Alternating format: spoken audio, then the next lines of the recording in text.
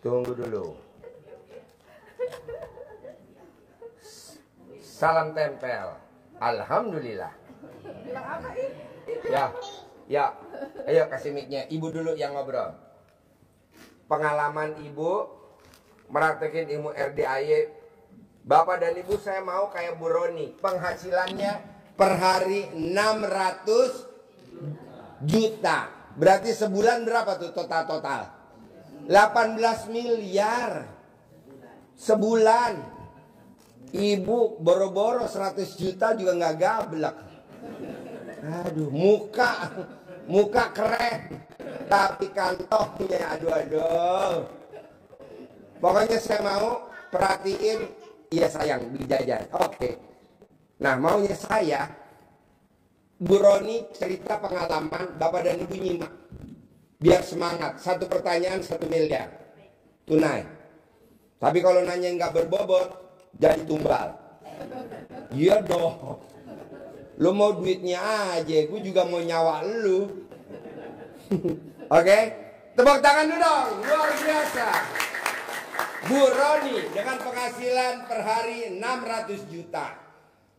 Jarak 500 meter anaknya buka juga sama yang dijual. Barangnya sama, cuman jaraknya cuma 500 meter. Anaknya per hari penghasilannya 150 juta.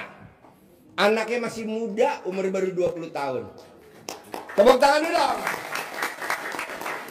Ayo Bu, nyimak ya. Satu pertanyaan 1 M.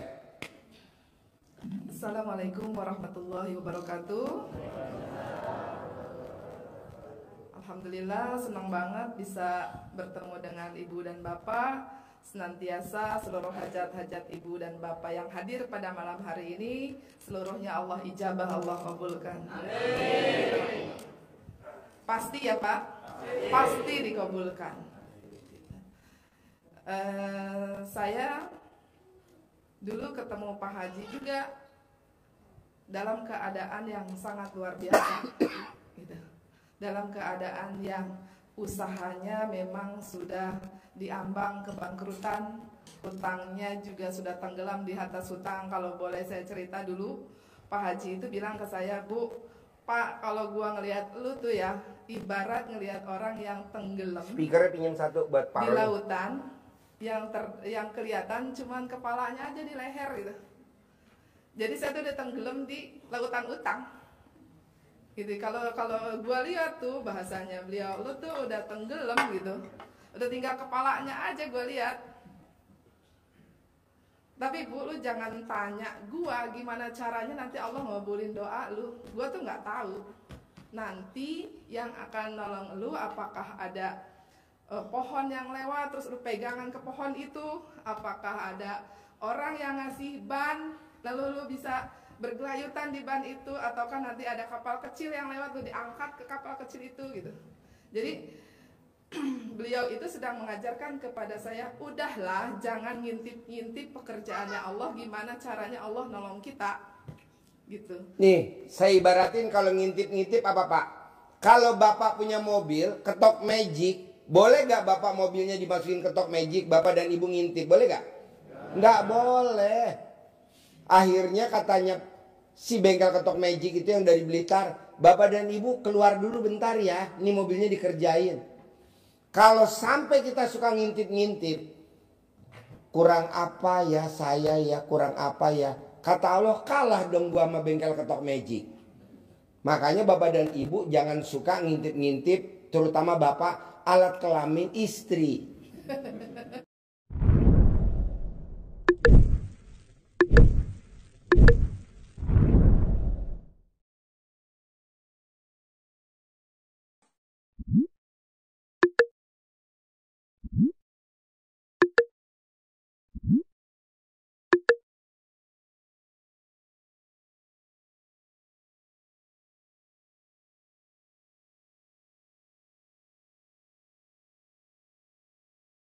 Saya nggak setuju bapak dan ibu ngintip alat kelamin istri. Saya nggak setuju. Kenapa nggak setuju? Kenapa nggak langsung dipakai aja gitu loh? Dipelorotin celana dalamnya langsung dipakai. Ini ngintip-ngintip. Lagi mens apa enggak sih dibuka? Wah Allah. Pengalaman Pak Roni kok. Saya tepuk tangan dong.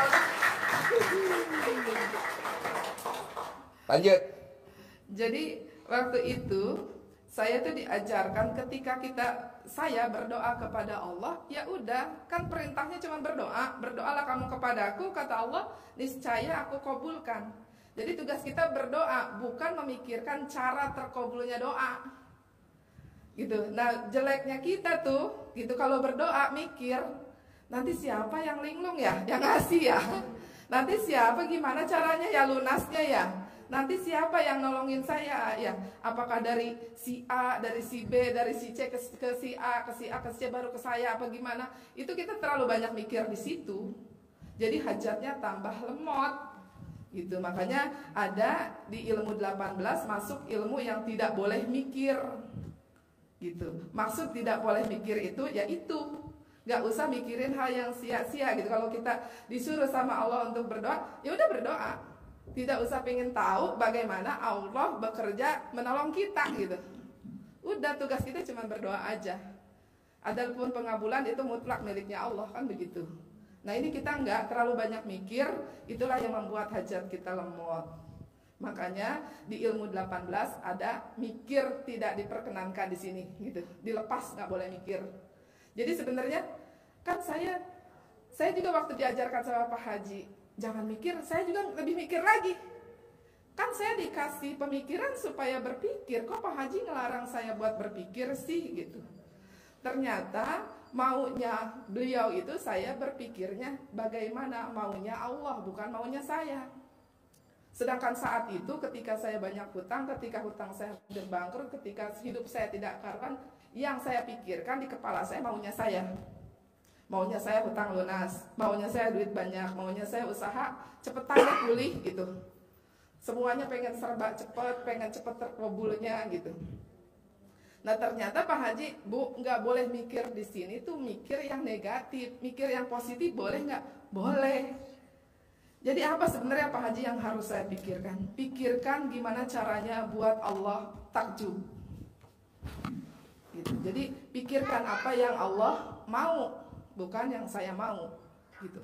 Karena ya memang waktu Pak Haji ngomong begitu, saya menyadari bahwa apa yang ada di kepala saya itu semuanya maunya saya, bukan maunya Allah. Bahkan ketika saya sholat pun, saya sholat atas dasar kemauan saya. Ketika saya tidak mau, saya tidak akan sholat. Gitu. Dan beliau, ayo Bu, buat takjub Allah, kerjakan apa yang Allah suka. Gitu. Ketika sedekah saya ngeri, nanti kalau ini saya sedekahin buat bayar utang mana? Kalau ini saya sedekahin buat bayar sekolah mana? Kalau ini saya sedekahin buat bayar listrik mana? Sedangkan uang cuma ini aja gitu. Jadi saya berpikirnya terlalu kerdil, terlalu sempit gitu. Bahwa saya berpikir rezeki saya itu doang gitu. Kalau saya disedekahin, ini sedekahin, besok saya akan sulit bayar hutang. Karena semakin gede utang saya semakin pelit. Gitu, bukan semakin baik tapi semakin pelit. Karena harapan saya ketika saya irit, hutang saya cepat lunas gitu. Pemikiran saya ketika saya irit, uang itu akan tambah banyak dan hutang saya akan lunas. Tapi kenyataannya yang saya jalankan, semakin saya pelit, duit itu semakin susah datangnya. Gitu, semakin saya memegang kencang gitu uang itu atau keinginan-keinginan saya itu, justru maka semakin sulit saya mendapatkannya. Gitu. Jangan pun dulu saya sedekah ya Bu, sedekah puluhan juta, ratusan juta mungkin, dan sampai sekarang saya istiqomahkan untuk sedekah ke RDAY. Saya dulu saya takut, saya nggak pernah berani. Makanya Pak Haji tidak pernah menantang saya untuk ikhlas. Bu, lu sedekah ya Bu, ikhlas ya, itu nggak pernah diajarkan. Tapi yang beliau tantang, lu berani nggak? Berani nggak sedekah? Berani nggak buat takjub Allah? Gitu. Jadi beliau itu menantang saya untuk berani, bukan untuk ikhlas. Kenapa? Kok tidak diajarkan ikhlas seperti kebanyakan yang diajarkan di luar? kita itu sedekah harus ikhlas dulu. Di sini tidak. Bahkan beliau bilang ke saya berulang-ulang, terserah lu mau ikhlas mau enggak, yang penting gua taunya lu sedekah. Gitu. Karena kalau udah terkabul, lunak ikhlas sendiri, betul nggak? Betul. Kalau terkabul ikhlas ya kak? Ikhlas. Jadi ikhlas itu harus dilatih, Bu, Pak. Kalau tidak dilatih, bagaimana kita bisa ikhlas? Ujuk-ujuk gitu kita yang lagi susah disuruh ikhlas kan susah. Makanya dilatih dulu, dilatih dengan sedekah dari yang kita bisa dulu. Maksain emang gitu. Saya juga maksain sedekahnya apa sih? Hasil hutangan. Tapi nggak stuck di situ gitu. Jadi ketika mulai sedekah, Allah permudah semua rezeki saya gitu. Dulu pelitnya saya, Bu, pelitnya saya, suami saya pelitnya udah 11-12. Tepuk tangan dong. Kenapa saya bilang begitu? Jangan pun untuk sedekah untuk mulut orang lain, untuk mulut sendiri pelit. Mau beli bakso 10.000, udah mah gak usah beli bakso 10.000, beli Indomie aja dapat 4. Kan kenyang kita rame-rame gitu 10.000 gitu. Itu bakso 10.000 mahal. Saya dulu kalau mau pergi kemana-mana, misalnya mau jenguk orang tua kah, atau mau jalan kemana kah, mau niat refreshing kah, dan segala macam kah, mau jalan gitu, itu tetap harus bawa nasi. Bawa nasi pakai rantang. Pergi kemana pun ya Bang, benar gak? Supaya ngirit. Gitu. Jadi pemikiran soal ini nih, apa sih namanya, kepelitan-kepelitan saya itu kadang emang lebay, udah keterlaluan, untuk diri saya sendiri aja pelit gitu. Dan di situ Pak Haji benar-benar ngegembleng saya, ayo berani sedekah, berani sedekah. Ketika kita sudah belajar berani sedekah, lalu kita akan belajar memanjakan diri kita kan, gitu. Oh, berarti saya tidak boleh zalim dong terhadap diri saya. Ketika mulut saya ingin makan apa, ya udah dikasih aja dulu gitu. Ke anak juga, sampai anak saya bilang, Papa Mama tuh pelit. Iya, dan pelajaran pertama yang diberikan ke saya, waktu itu anak saya TK yang tadi gadis. Nah Pak Haji ngomongnya dekat anak saya nih, lu sama anak jangan pelit ya Ron gitu. Sampai anak saya teriak, sih Papa gak boleh pelit tuh sama aku gitu. Tepuk tangan dong. Jadi pelitnya, jadi kalau pelitnya bukan ke anak aja, bukan ke yatim aja, tapi bukan ke orang tua aja, tapi ke diri sendiri pelit. Bukan berarti, kan ada orang juga yang begini Bu ya, ke orang pelit, dirinya sendiri loyal gitu, hura-hura atau pakai pakaian mewah dan segala macam, itu kan berarti ke dirinya nggak pelit. Ini ke dirinya pelit. Sampai-sampai Bu, kalau saya beliin baju, beliin kemeja misalnya, Mama ini harganya berapa? 50.000. Saya nggak pernah buka bandrolnya berapa, gitu. Karena kalau mahal pasti saya domelin, dan saya nggak mau dapat baju murah gitu kan. Gitu. Jadi kalau saya beli baju, kalau orang lain mungkin akan menaikkan harganya, saya akan turunkan harganya. Murah Pak, 50.000. Jadi dia makainya seneng, karena dia pelit sama dirinya. Gitu. Tapi ketika saya bilang kemeja ini harganya 500.000, wah amuk-amuk, mahal dibeli. Gitu. Karena apa? Karena sangat menggenggam duit tadi. Harapannya ketika kita pelit, ketika kita banyak menyimpan uang, hutang kita akan lunas. Tapi prakteknya nol, hutangnya tambah bengkak, hutangnya tambah banyak gitu. Dan yang saya lakukan adalah dibalik. Makanya sekarang ada gimmick canda dalam dibalik. Sebenarnya dibalik itu apa sih? Canda dalamnya beneran, apa pikirannya yang dibalik nih gitu kan. Apa tata cara kita dalam hidup nih yang dibalik gitu. Jadi pemikiran-pemikiran saya benar diputar balik. Kalau saya ditanya, Bu, laki lu berubah nggak dulu sama sekarang? 180 derajat terbalik. Tepuk tangan dong. Yang dulu kita kalau jalan ngirit, mau makan ngirit, mau apa ngirit, bawa dari rumah. Sekarang saya diteng-teng cuma untuk makan. Mama mau makan apa? Dan itu beliau lakukan hampir setiap hari. Papa, Mama capek gak mau masak. Ya udah, mau makan apa? Dibawa makan kemana? Mau makan di mana? Gitu. Ayo. Jadi justru ketika beliau royal, toh uangnya nggak tambah habis, gitu kan? Justru malah berlipat ganda kan begitu. Berarti waktu suami menyenangkan istrinya, Allahnya takjub. Makanya rizkinya Allah lancarkan. Dan di sini Bapak, siapa yang masih pelit pada istri? Ayo dibalik. Ya. Kalau yang di sini bukan menyenangkan istri, menyenangkan wanita.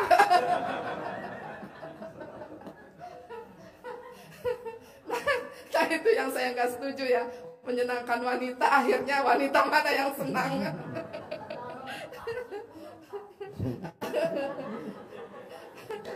Kalau kemarin kan saya bicaranya ML, yang tadinya ibu pelit, ML-nya ke istri, sekarang ibu yang nawarin gitu kan.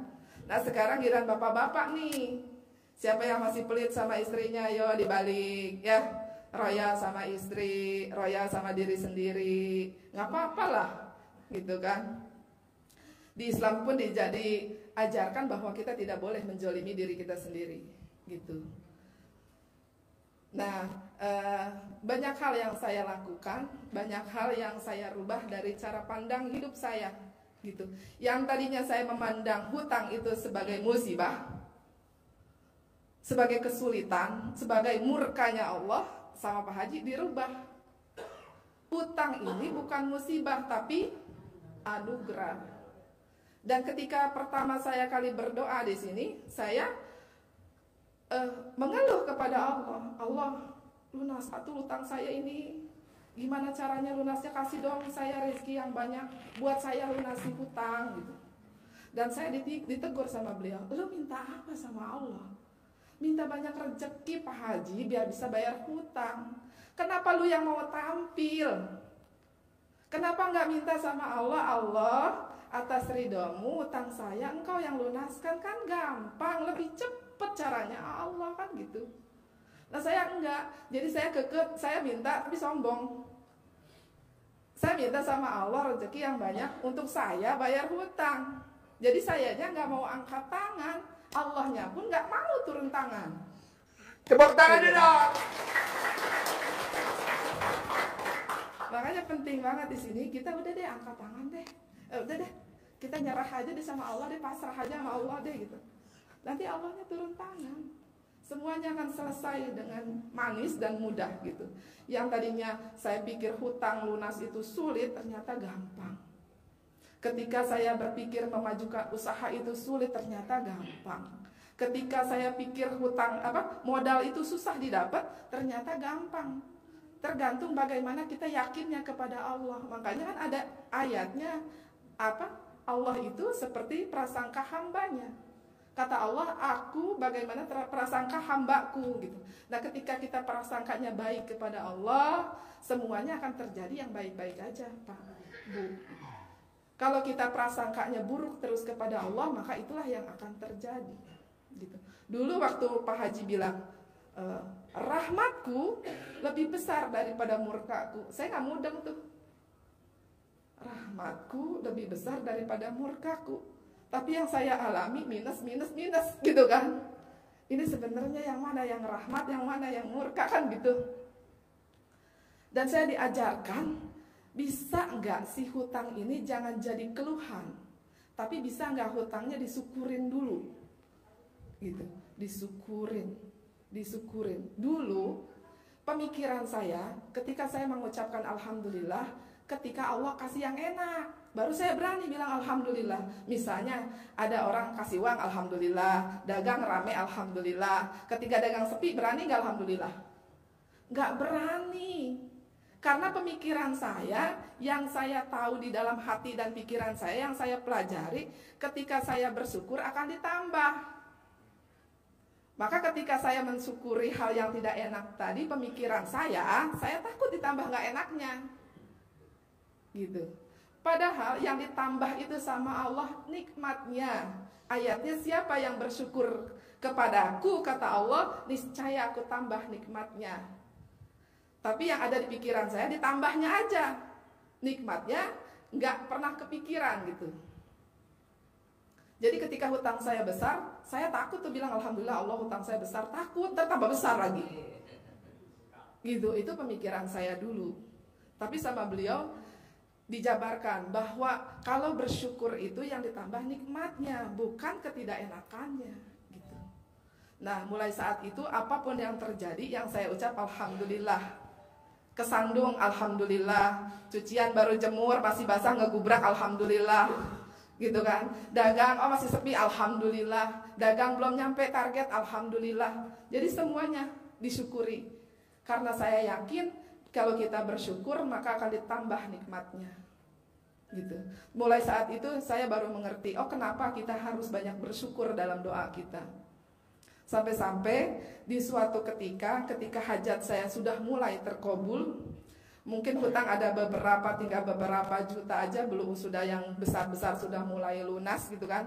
Nah saya minta waktu itu hamil, minta keturunan yang keempat, karena beliau kekeh mau 4 anak gitu. Dan saya bilang gini, Pak, udah leh, saya bilang terima, dan udah terima aja. Allah tuh nggak ngasih kita karena kita udah punya 3, anak perempuan 2, laki-laki 1 gitu kan. Udah laki ada, perempuan ada, udah itu aja gitu. Dan suami saya bilang, nggak bisa, kata Pak Haji, setiap permohonan pasti dikabulkan. Lalu bagaimana supaya permohonan ini dikabulkan? Apa yang ditambah? Ibadahnya ditambah, sedekahnya ditambah gitu. Jadi bukan cuma hajatnya yang nambah, tapi ibadah dan sedekahnya juga harus mantesin. Jangan begini, sedekahnya recehan, sedekah subuh nih, masukinnya recehan tuh, kencring, doanya sampai siang, panjang, lebar, dan banyak sekali. Tepuk tangan dong. Ini namanya pencerahan nyindir. Bisa nggak mantes-mantesin? Sampai beliau tuh bilang ke saya, Bu, kalau hajat lu receh, lu nggak usah sedekah. Karena jujur dulu yang paling saya takutin sedekah, Pak. Karena itu kalau udah diajarkan sedekah, udah uang apapun akan kita sedekahin kalau sudah terdoktrin seperti itu. Bahkan sebagian keluarga saya bilang, lu ketipu ya, terhipnotis ya, apapun dikasihin Pak Haji. Saya udah biarin lah, pokoknya kalau udah terkabul juga kelihatan, kan gitu. Dan alhamdulillah Pak, Bu, jadi saat ini ya keluarga saya sudah mendukung semuanya gitu, sudah bisa, oh iya ternyata sedekah itu luar biasa hasilnya. Gitu. Emang di awal kita ngeri, yang ada hajat tinggi, kemauan gede, sedekah nggak berani. Ibadah juga begitu, Pak Haji takut capek, takut ngantuk, takut lelah, banyak banget yang ditakutin. Coba yang sama tunjuk tangan dapat 10 miliar, tepuk tangan dong. Sedekahnya recehan tapi hajatnya mungkin di awal beliau akan bilang, ayo Bu, minta Allah Maha Kaya, Allah Maha Kaya, minta. Tapi nanti kelas berikutnya saya akan dipaksa pantesin dong, gitu. Dan ketika misalnya nih saya menghajatkan 1 bidang tanah, ya udah Bu, sedekahnya sekian yatim, gitu. Bawa tuh yatim sekian, gitu. Lalu nanti saya ini belum terkabul, sudah punya lagi hajat baru. Mau yang itu juga Pak Haji, tambah lagi sedekahnya. Gitu. Jadi sedekah tuh gak stuck di situ aja. Makanya ketika sedekah kita kecil, udah ada mintanya kecil-kecil dulu aja, biar cepat maksud saya. Kan begitu yang kecil ini terkabul, kita semangat tuh. Wah ini terkabul nih. Berarti kalau dikeluarin lagi lebih gede, yang gede terkabul gitu. Ini enggak 50.000, hajatnya kaya raya, tajir, melintir. Kaya raya enggak, yang ada alat kelaminnya melintir. Iya. Jadi banyak banget saya bilang, Pak, Bu, jangan takut kalau hajat kita terlalu rendah, lalu sedekah kita besar, jangan takut. Karena ketika kita berdoa 1, pasti Allah kabulkannya 2, 3, 4, 5, dan 6, 7, 8, 9, 10, bahkan tidak tidak pernah kita bayangkan. Tepuk tangan dulu dong. Saya sering banget minta sama Allah 1, karena diajarkan begitu Bu, jangan terlalu banyak minta. Udah banyakin ibadah, banyakin sedekah. Minta jangan banyak-banyak, banyakin syukurnya kan begitu. Lalu saya praktekkan itu. Saya banyak syukur, lalu sedekah saya tambah, ibadah saya tambah. Saya mintanya 1, yang dikabulkan 10. Enak nggak Bu? Tanpa kita mikir, tanpa kita minta, Allah kasih gitu. Kenapa? Karena udah mantesin.